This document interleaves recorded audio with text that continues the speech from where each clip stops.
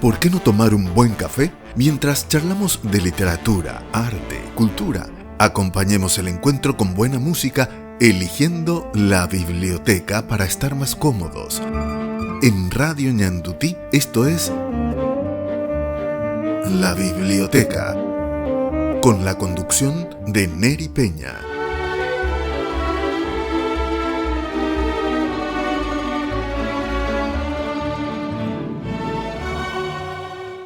Bienvenidos a La Biblioteca. Es un placer compartir con ustedes. Hoy vamos a hablar del proceso de la independencia del Paraguay. Tengo en mis manos un fabuloso libro de Jerry W. Cooney, tiene el sello de Intercontinental Editora, y este libro habla del proceso de la independencia desde 1807 a 1814. Un material muy esclarecedor. Y dentro de ese proceso de la independencia y ese proceso para la independencia,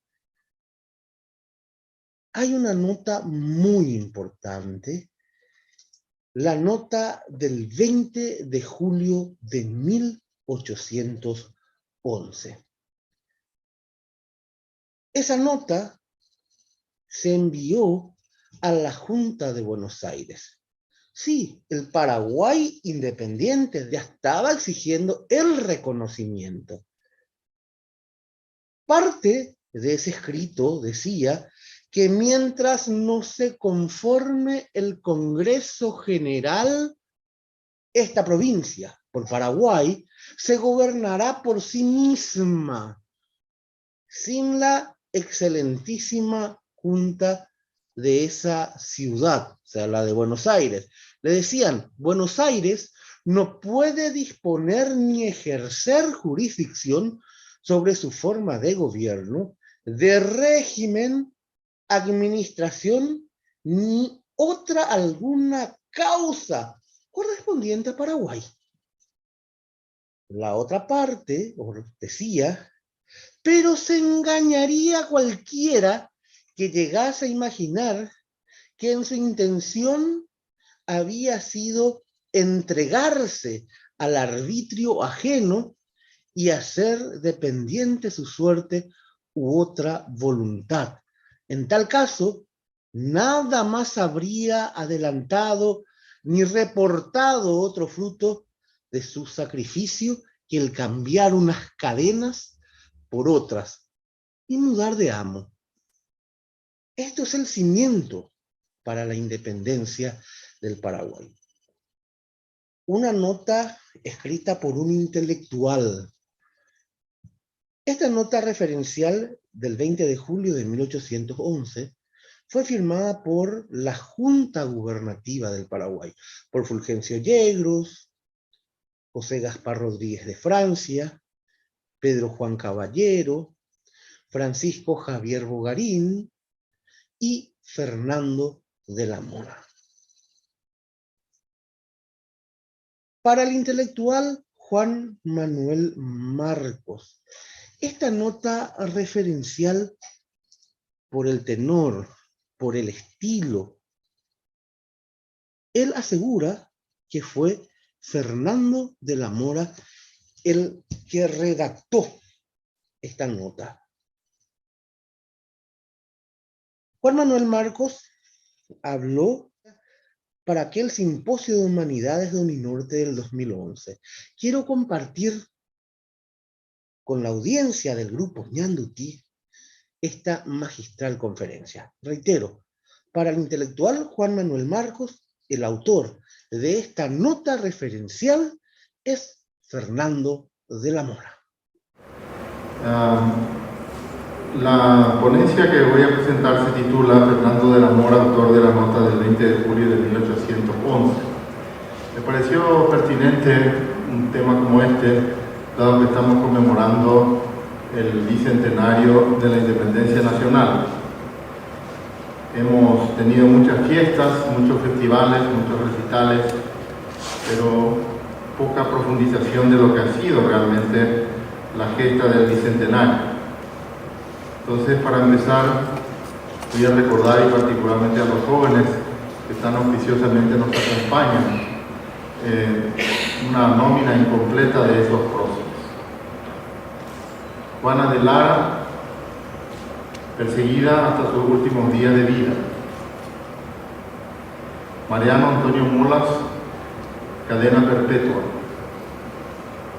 Fernando de la Mora, cadena perpetua, muerto en prisión. Pedro Juan Caballero, condenado a muerte, se autoeliminó en prisión. Juan José Montiel, fusilado. Juan Manuel Grance, fusilado. Juan Manuel Iturbe, fusilado. Mauricio José Troche, fusilado. Vicente Ignacio Iturbe, fusilado. Fulgencio Yegros, fusilado y decapitado.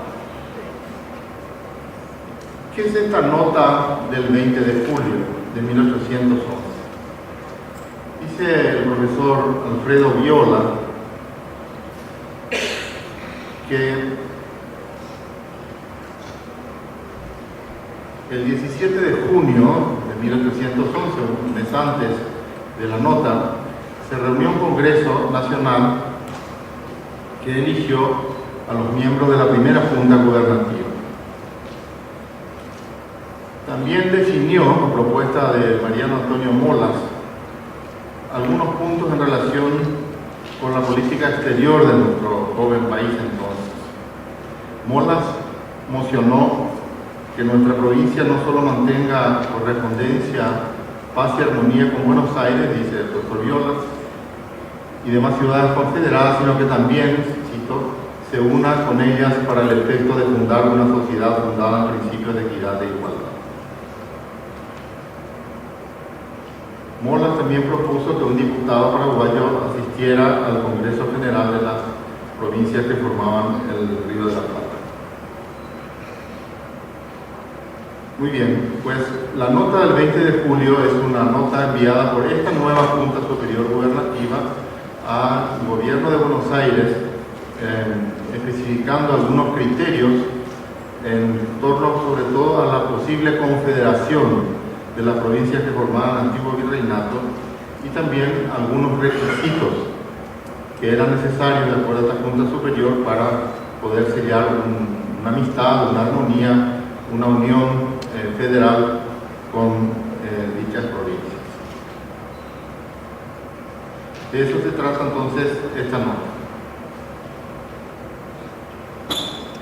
El asunto es quién escribió la nota, porque la nota está firmada por los 5 miembros de la Junta Superior, como está en el Archivo Nacional de Asunción, ese tesoro tan valioso que tenemos, y todo el archivo de la época más valioso de toda esta región sudamericana.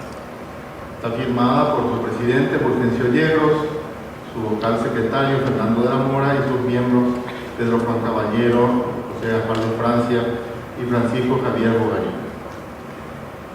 Hay una corriente que atribuye la autoría de esta nota a José Gaspar de Francia.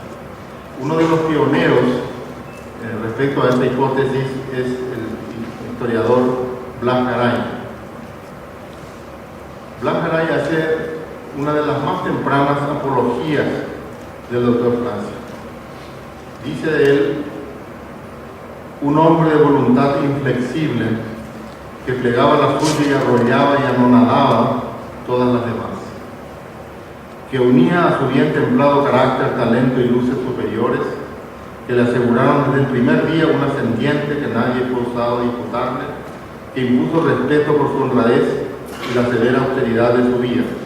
Y así continúa y termina diciendo: ese hombre era Francia, quien comprendió que la libertad no debe ser conquistada a medias. Una vez puestas manos a la obra, y procuró con tenaz empeño asegurárnosla, consagrando tan sublime propósito los recursos todos de su esclarecida inteligencia, que por desgracia no había de ser parte a impedir las crueldades que señalan su dilatada e implacable dictadura, y oscurecen, mas no apagan, dice Garay, el brillo de su gloria.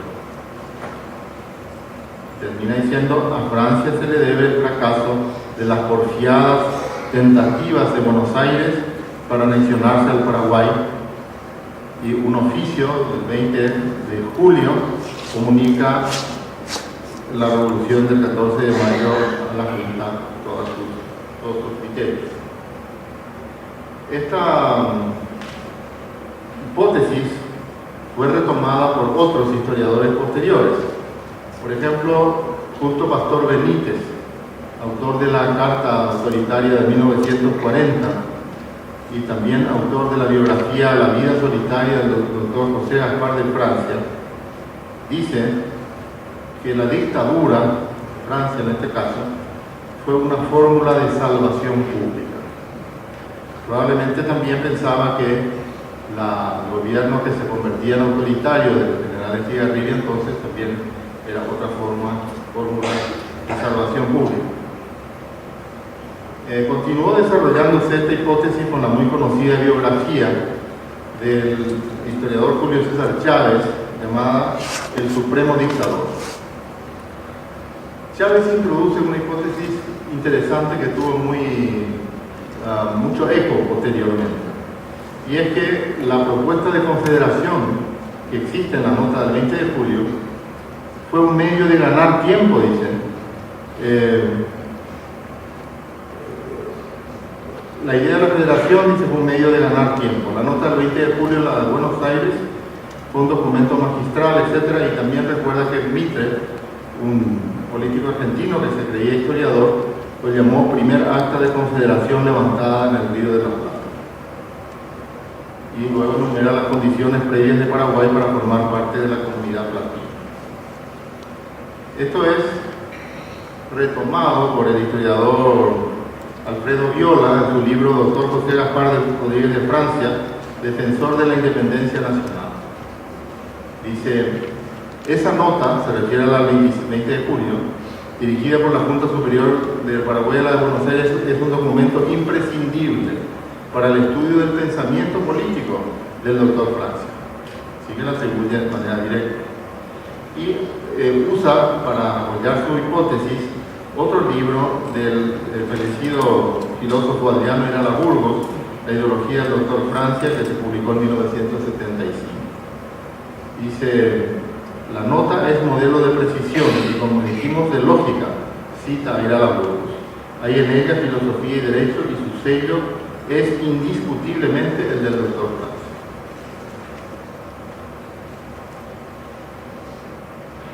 Más recientemente, un profesor de esta casa de estudios, el doctor Ricardo Pavetti, autor del tomo cuarto de la colección Páginas de nuestra historia, un voluminoso, curiosa colección de libros de historia del Paraguay, el tomo 4, que se titula Paraguay Independiente, Primeros Gobiernos, dice que la nota del 20 de julio es el documento fundante de la independencia del Paraguay. Y en esta afamada nota, dice Pavetti, se expresa la voluntad de relacionarse bajo la forma de confederación con las demás provincias del Río de la Plata. Y añade: no se puede dudar de que su redactor fue el doctor José Gaspar Rodríguez de Francia, pues contiene lo fundamental de su pensamiento político y está escrita con la fuerza expresiva de su estilo. Es interesante el uso de estos dos conceptos por parte de Pavetti, es decir, la ideología y el estilo. Y aún más recientemente, en otra colección que se llama La Gran Historia del Paraguay, un historiador de la nueva generación, Eric Caballero Campos, dice: la nota del 20 de julio de 1811 es para muchos autores e historiadores indudablemente fruto de la pluma del doctor José Gaspar Rodríguez de Francia, posiblemente una de las mentes más esclarecidas del Paraguay de comienzos del siglo XIX. Así que estos son algunos, pero no todos, los sostenedores de la hipótesis de que el autor de la nota del 20 de julio fue el doctor José Gaspar de Francia. En algunos casos lo hace por seguir ideas ya expuestas por historiadores anteriores. En algunos casos, algunos pueden opinar que por ligereza, y también se ha dicho que en otros casos ha sido para justificar dictaduras posteriores. Evidentemente, la apología de la dictadura como institución ha beneficiado a la propaganda política del régimen de Stroessner, por ejemplo.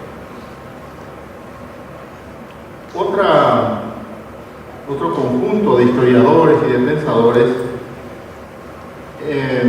aboga por otra hipótesis, lo que podríamos denominar la teoría de las dos tendencias. Esta hipótesis asume que no fue un frente compacto el movimiento de la Revolución de Mayo. No todos pensaban igual, había mucha diversidad. Y sobre todo había dos tendencias bien claras, una autoritaria y otra más democrática. Aquí está presente el profesor Pavón, por ejemplo, que expuso sobre eso esta mañana, y así hay, sobre el cual ha escrito en la ABC Color recientemente, y así muchos historiadores. El primero de ellos fue otro gran historiador, contemporáneo precisamente de Garay y del mismo partido político, el doctor Manuel Domínguez. Domínguez dijo en una conferencia titulada Doctor Francia Aniquilador del Paraguay, el 12 de enero de 1888, lo siguiente: Francia, que vivió odiando desde su niñez hasta su vejez, que a nadie profesó ningún cariño, que hasta rechazó los brazos de un pobre anciano moribundo, su padre, un monstruo tal, puede haber tenido una idea patriótica en su alma o en su pecho un noble sentimiento. Y añade, después de estas ideas bastante dementes, bonita fue su manera de fundar esta nacionalidad. Buscó pretextos para derribar la pobre morada de los infelices habitantes y sumirlos en la miseria más horrible. Creó bastillas para sepultar a sus conciudadanos ya libertados. Los fusiló sin compasión y hasta los hizo morir a azotes en su presencia.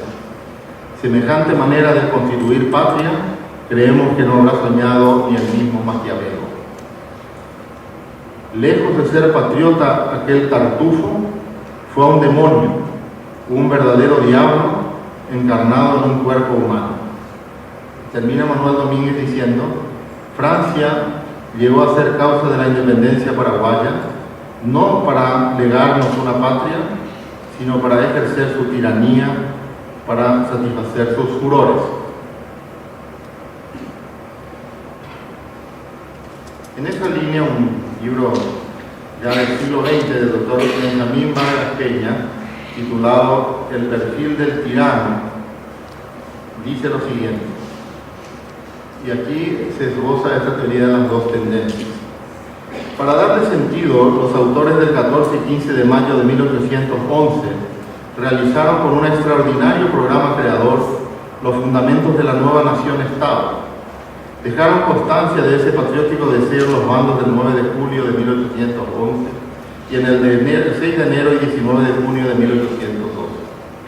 Así los verdaderos fundadores del Paraguay como nación y como república empezaron a construirlo sobre la majestad del ciudadano, sus instituciones que los garantizaban, sobre la división y equilibrio de los tres clásicos poderes. Establecieron el principio de la igualdad ante la ley, no sobre la nivelación deprimente bajo un mando opresivo. Hicieron edificar un sistema constitucional de libertad, poner todo en funcionamiento bajo el procedimiento de la democracia. Todo eso fue suprimido, dice Vargas Peña, por el dictador Francia. Con razón el doctor Manuel Domínguez lo describió como el aniquilador del Paraguay. Y termina diciendo: la empresa que el dictador Francia programó fue diferente. Fue una vuelta al pasado absolutista y colonial.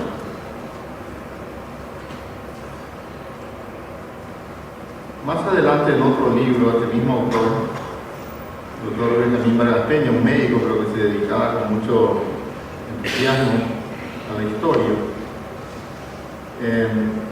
añade: los próceres de la independencia y libertad, bajo la pluma ágil del pensamiento de Fernando de la Mora, concretan el ideal del Paraguay en el bando del 6 de enero de 1812.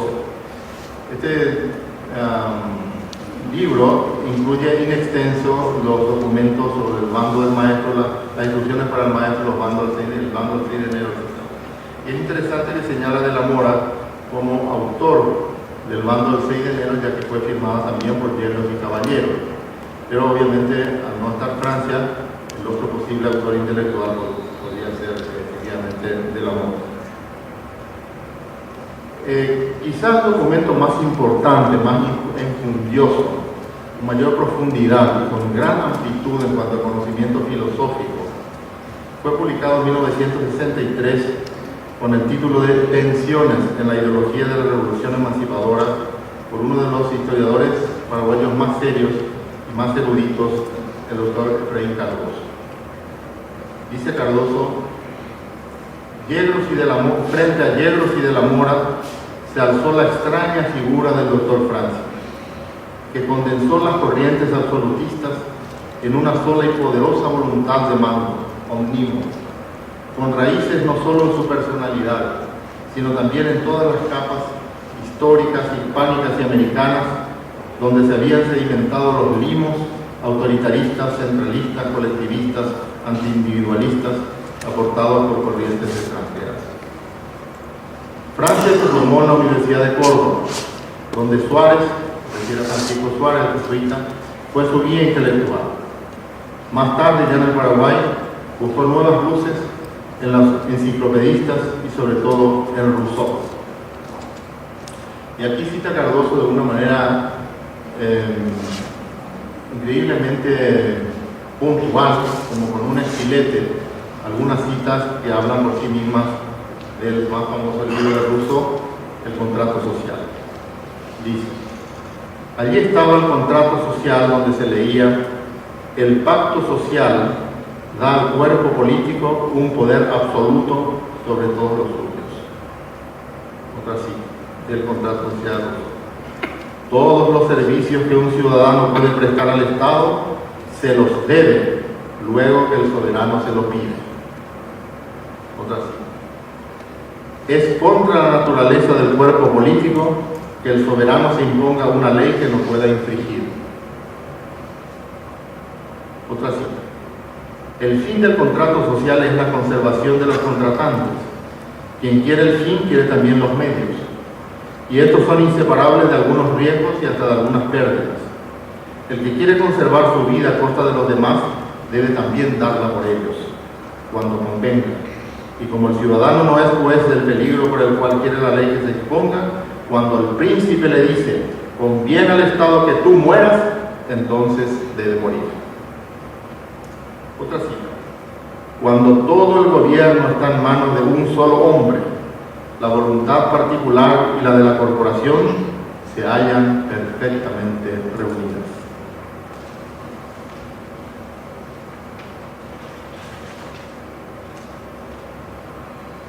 Y concluye Cardoso diciendo: estas ideas, que nada tenían de españolas, ni de americanas, ni de paraguayas, inoculadas en la mente del doctor Francia, habrían de engendrar con el correr del tiempo las mismas aberraciones que llevaron a Robespierre al terror. Y mucho más recientemente aún, ya dentro de la historiografía internacional, el profesor de la Universidad de Kentucky, Jerry Cooney, escribió en 1988, ya hace bastante tiempo, en la revista de Historia de América, número 105, un artículo en inglés titulado Fernando de la Mora and the Paraguayan Revolution, The Rival of Dr. Francia, Fernando de la Mora and the Paraguayan Revolution. Esto fue publicado, traducido al español, en un libro llamado El Paraguay bajo el Dr. Francia, y es la mejor biografía de Fernando de la Mora que tenemos hasta la fecha. En ese libro, continuando con la teoría de las dos tendencias, dice el profesor Cooney: el análisis de los eventos previos a 1813 revela que el doctor Francia no desempeñó un papel importante en los críticos años de 1810 al 11.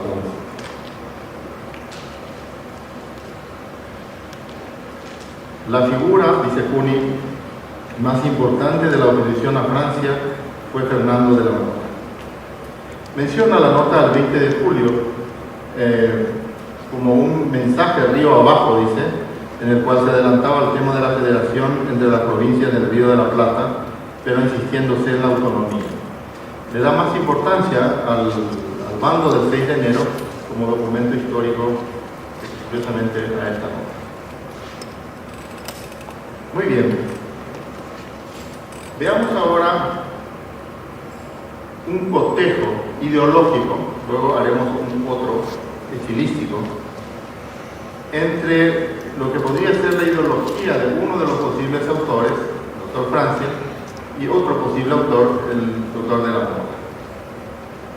Veamos entonces una parte esencial desde el punto de vista de su ideología de la nota del 20 de julio. Dice: la provincia del Paraguay, excelentísimo señor, reconoce sus derechos, no pretende perjudicar aún levemente los de ningún otro pueblo, y tampoco se niega todo lo que es regular y justo. Los autos mismos manifestarán a vuestra excelencia que su voluntad decidida es unirse con esta ciudad, refiere a Buenos Aires y demás confederadas, no solo para conservar una recíproca amistad, buena armonía, comercio y correspondencia, sino también para formar una sociedad fundada en principios de justicia, de equidad y de igualdad. A este fin ha nombrado ya su diputado para que asista al Congreso General de las Provincias. Es decir, una vocación de confederación bastante clara. En el caso del doctor Francia, evidentemente la influencia de Jean-Jacques Rousseau ha sido muy grande y ha sido señalada por un número muy grande de historiadores. Pero veamos, por ejemplo, un simple documento, un decreto del 17 de junio de 1816, cuando ya reinaba como dictador supremo. Aquí, en vez de hablar del bien general, del bien común, o frases similares a las usadas por Rousseau, habla de la tranquilidad general. ¿Y para qué sirve esta tranquilidad general? Sirve como excusa para que la gente no pueda reunirse en la calle.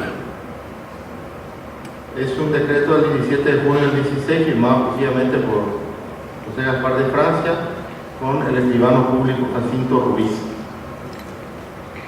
La reunión y junta de gente de diversas clases y acaso desconocidas en la Plaza Mayor u otras menores y calles públicas de esta ciudad, sea en forma de procesión o cualquier otro título o motivo, no puede convenir ni verificarse arbitrariamente sin precedente armonía y conformidad de este supremo gobierno, no solo por lo que pueda interesar la conservación del orden y sosiego público, sino también por lo que exigen el decoro y autoridad del mismo gobierno y demás magistrados y corporaciones seculares para allanar los impedimentos o dificultades que puedan ocurrir, prevenir todo inconveniente y proporcionar los preparativos y disposiciones conducentes según las circunstancias y calidad de los actos o funciones, y que las que sean debidas y convengan en las plazas y calles públicas se ejecuten con el respeto, seguridad y sosiego que correspondan a su dignidad y la tranquilidad general. De manera que para preservar la tranquilidad general, la gente no tenía permiso de reunirse en la plaza ni en la calle. Una figura bastante conocida en el campo de la Ilustración, absolutamente opuesta a las ideas de Rousseau, es John Locke, el principal ideólogo de la Revolución Inglesa de 1688, autor de los dos ensayos sobre gobierno civil de 1690, algunos dicen 89, sobre dicho movimiento, especialmente el segundo ensayo. Un historiador alemán, se llama Heinz Peters, hace un pormenorizado estudio de la instrucción a los maestros de escuela, también firmado por la Junta, solamente con las firmas de caballero Yegros y de la Mora, y resalta la enorme concordancia casi literal de los trabajos de Locke sobre la educación y los conceptos usados en este documento. Por ejemplo, muy al contrario del autoritarismo que parece reflejar esta prohibición de reunirse en la plaza, su repudio a los castigos como un método inadecuado en el uso de la educación. los castigos corporales se deberían aplicar solo como última ratio. Y así muchos otros conceptos vinculados a este documento muy probable de la Mora basado en Locke.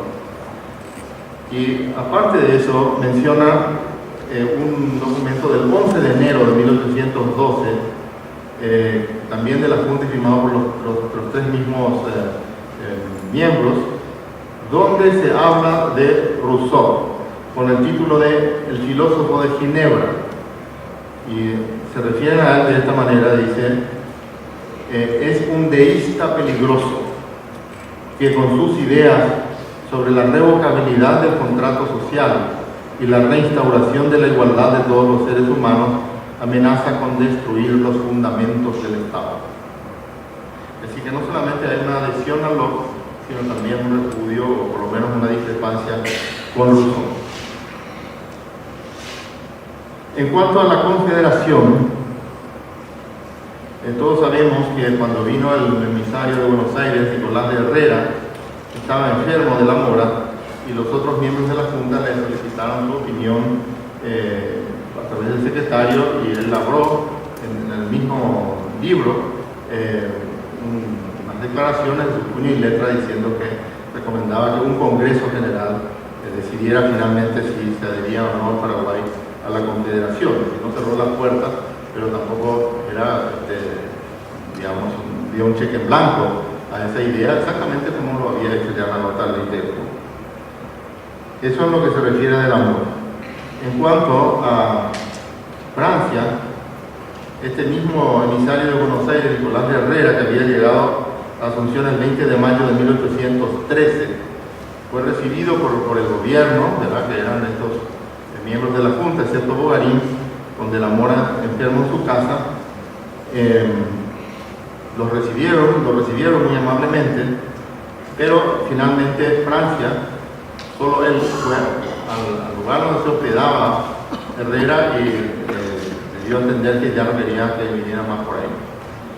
Y hay unas declaraciones del propio Herrera, el triunvirato de Buenos Aires, al gobierno de Buenos Aires, en la correspondencia con el gobierno argentino, el Archivo Nacional Argentino. Dice Herrera, este hombre, se refiere a Francia, que imbuido en las máximas de la República de Roma, intenta ridículamente organizar su gobierno por aquel modelo, Roma, me ha dado muchas pruebas de su ignorancia, de su odio a Buenos Aires y de la inconsecuencia de sus principios.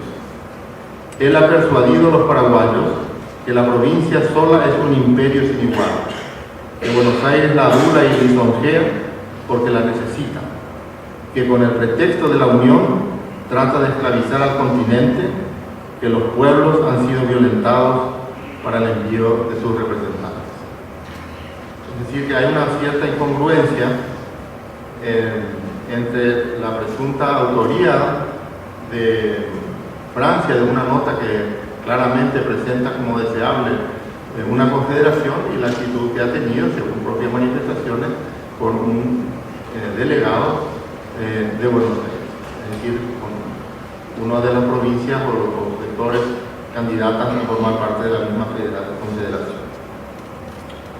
Veamos finalmente el cotejo estilístico. Hay es decir, que si la ideología de Francia respecto, por ejemplo, a su adhesión a Rousseau, a su autoritarismo, a su desdén absoluto, su indiferencia por ninguna clase de confederación, al contrario, un aislamiento muy profundo, se contradice con lo que expresa la nota en sí. No así en el caso de la Mora, que siempre consideró como algo prudente, por lo menos, estudiar el tema de la confederación, pero no para entregarse de nuevo a Buenos Aires, sino para ver si era posible crear los Estados Unidos del Sur como se había creado en el norte. Y tuvo una actitud diferente ideológicamente respecto a Rousseau y de adhesión a Locke, por ejemplo. Veamos ahora entonces el estilo. El estilo de Francia y el estilo de la Mora y el estilo de la nota. ¿Cuál de los dos estilos es más afín a la redacción de la nota? Sobre eso a mí me parece, y acá hablo un poco como literato, no hay la menor duda. De hecho, un colega mucho mayor que yo, Augusto Roabato, ha tomado precisamente el barroquismo de Francia como inspiración para su novela, que por cierto es muy divertida, Yo el Supremo. Pero seamos puntuales y breves también por la extensión que ya está teniendo esta exposición.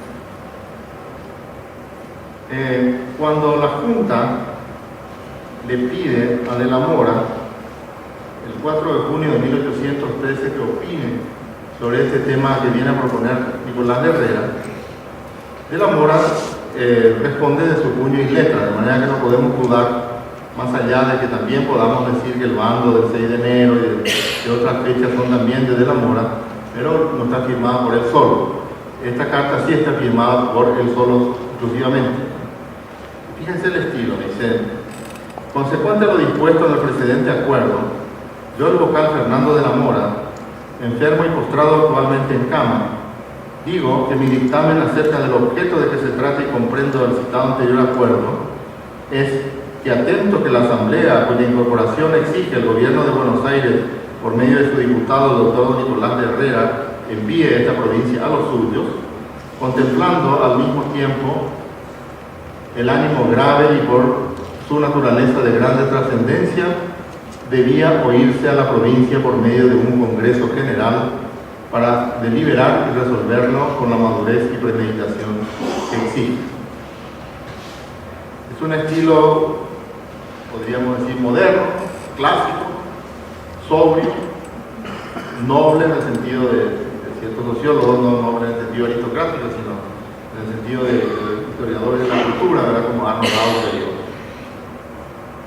Veamos ahora cómo escribe Francia, también una carta exclusivamente de él y a los mismos destinatarios, a la Junta, cuando le preguntan por qué se ha alejado de la Junta y por qué está conspirando contra la Junta. Es una nota que le dirigen Yegros, Caballero y De la Mora, y él contesta de una forma muy original. No cabe la menor duda que era un hombre muy ingenioso, de ahí que inspiró tanto a Roa, pero su estilo es sin duda anticuado. Ese barroquismo, como ustedes saben, es anterior al clásico, entonces ese barroquismo pues, es anticuado. Y en términos también de autores como Arnold Hauser, es vulgar. Según Hauser, cuando compara, por ejemplo, el estilo noble con el vulgar, por ejemplo, de Lope de Vega y de la picaresca, el uso, por ejemplo, de proverbios es una de las características del lenguaje vulgar. Y dice Francia a los miembros de la Junta el 18 de diciembre de 1811, muy poco después de la nota de Bellecour. Curiosamente, cuenta una anécdota de un cura, de un religioso. Dice: pasó irritado a verme al cuartel un religioso, de aquellos que, buscando sus conveniencias y por sus fines particulares, se entrometen sin la debida instrucción ni inteligencia en las materias políticas y de Estado. Este mismo ha sido el que, habiendo pasado mi oficio a la Junta, se introdujo repentinamente el propio día en mi habitación del gobierno, recordándome con animosidad el suceso, entre otras ineptas impertinencias, preguntándome también qué era lo que yo quería al presente. Entonces le amonesté sobre sus caprichosos acaloramientos y me dio por satisfacción el que todos los días a ciertas horas, por una fatal languidez, padecía trastornos de su imaginación y de su espíritu. La combinación de estas circunstancias podía darme lugar a juzgar alguna influencia suya en la contestación de la Junta, en cuyo caso diríamos que no ha hecho más que respirar por la herida de su antiguo resentimiento y de su frívola rivalidad, y que él es quien se ha tomado las anzas, lenguaje muy antiguo por asas, las anzas para tirar la piedra y escondiendo la mano. Figuras como tirar la piedra, esconder la mano, sangrar por ahí, etc., propias del estilo vulgar. Y finalmente tenemos el testimonio muy luminoso desde el punto de vista tanto estilístico como con su contenido ideológico y patriótico, el manifiesto del 6 de enero de 1812, que muchos historiadores con bastante fundamento atribuyen la relación exclusivamente a Fernando de la Mora, ya que era un amigo intelectual miembro de la Junta en ese momento. En este texto se leen ideas como esta: concertar y concordar con el pueblo de Buenos Aires los tratados y preliminares de la reunión y alianza federativa con las ventajosas gradaciones y caracteres que se propuso el Congreso Patriótico. Los inmanentes y augustos, dice que Paraguay ha consagrado los inmanentes y augustos derechos del hombre, nada de prohibir reunión en la plaza, inmanentes y augustos derechos del hombre y tranquila posesión de los naturales títulos de la propiedad, libertad y seguridad, sobre cuyas firmes columnas posan y descansan las repúblicas del globo. Hemos meditado, dicen estos miembros de la Junta del Pueblo, porque también lo firman hierros y caballeros de documento, hemos meditado sobre varios proyectos. El primero que ha despertado nuestra vigilancia ha sido la mejora de la educación de la juventud. Esta es la base y el manantial de las virtudes morales. Todo depende en el hombre de la instrucción, poder, valor, heroísmo y cuanto puede elevarlo en esta vida sobre el común de los demás mortales. Todo está inspirado, fomentado y promovido por la buena educación. La instrucción no solamente es adorno, más bien también prenda necesaria a los que siguen la gloriosa posesión de las armas. Los jefes políticos y militares más se sostienen con la autoridad y buen uso de los conocimientos científicos que con la fuerza y el poder. Eso contrasta con la política efectiva de largos años de dictadura del doctor Francia, que como ustedes saben no solamente no creó ninguna institución educativa, fue uno de los pocos estadistas de la historia mundial que suprimió la educación secundaria y además cerró los pocos establecimientos como el Colegio de San Carlos que existía. Cualquiera podrá, dice en la nota del 6 de enero, cualquiera podrá con entera libertad y seguridad acercarse a nosotros de palabra y por escrito, que será lo más acertado sobre los objetos que contribuyen a la prosperidad y aumento del país. No solo serán escuchados y oídos con benignidad, sino que recibirán de esta Junta los elogios, demostraciones y premios que se merecen las almas virtuosas. Y en cuanto a lo del bien común de Rousseau, fíjense el balance, el equilibrio que buscan entre el interés general y los intereses particulares de los ciudadanos. Dicen, uniendo íntimamente el bien común y general de la sociedad con los intereses particulares de todos los individuos que la componen. Es decir, ese concepto mucho más moderno de unidad en la diversidad que es deseable para las repúblicas modernas. Termina diciendo de forma muy bella, el resorte secreto de que se ha valido nuestra provincia ha sido, como habéis visto, el amor a la patria. Amor tan natural como el de nosotros mismos y el de nuestros padres, que nace con nosotros por instinto y que después confirma la razón. Quiero terminar con un recuerdo a dos historiadores ya fallecidos, el profesor Rafael Eladio Velázquez y el doctor Alfredo Seiferer, quienes fueron los primeros que me advirtieron sobre la posibilidad de que la historia no era tan fácil y que quizá Francia no era el autor de la nota del 20 de julio. Recuerdo en particular al profesor Velázquez cuando me decía, en primer lugar, que la nota tendría que tener otro autor, en primer lugar por su contenido ideológico, en segundo lugar por su factura estilística, y añadía con esa sonrisa irónica, inteligente que todos le recordamos, además las notas las escriben los secretarios. Gracias. Luego de escuchar la ponencia del intelectual Juan Manuel Marcos sobre Fernando de la Mora, autor de la nota del 20 de julio de 1811, yo quiero compartir con la audiencia este hermoso material, la Constitución de la República del Paraguay, edición bilingüe, castellano-guaraní, con el sello de Intercontinental Editora. Quiero que me escribas al Facebook, a la página de la biblioteca, me dejes un comentario y la próxima semana vamos a compartir quién es el que se lleva a su casa este hermoso material. No puede faltar en la biblioteca. Tenemos que conocer nuestra Constitución Nacional. Así que espero tu mensaje en las redes sociales. Ahora vamos a la elección del coleccionista.